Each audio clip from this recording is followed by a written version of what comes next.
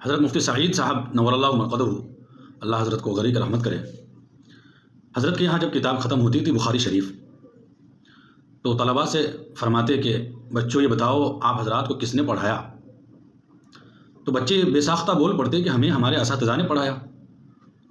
پھر حضرت فرماتے کہ اساتذہ کی کیا حیثیت تھی؟ اساتذہ آپ کو کیا پڑھاتے؟ اگر محتمم صاحب ان کو نہ رکھتے اور تنخواہ نہ دیتے تو آپ کو کیسے پڑھاتے؟ پھر بچے فرماتے کہ ہمیں ہمارے محتمم صاحب نے پڑھایا۔ پھر حضرت فرماتے کہ محتمم صاحب آپ کو کیا پڑھاتے؟ اگر محتمم صاحب کے پاس پیسے نہ ہوتے اور مدرسہ نہ بنائے ہوتے تو محتمم صاحب آپ کو کیسے پڑھاتے؟ یعنی آخر میں اس بات پر طلباء کو قائل کرتے کہ ہمیں امت نے پڑھایا، اور پھر بہت ہی درد مندانہ انداز میں بیان کرتے کہ بچوں یہاں سے نکل رہے ہو، آپ حضرات کو امت نے پڑھایا، امت کے کام آنے ہیں، امت کی خدمت کرنی ہے، اور جب یہاں سے نکلو تو آپ کے دل و دماغ میں یہ بات پیوست ہونی چاہیے کہ ہر طرح سے امت کی خدمت کریں۔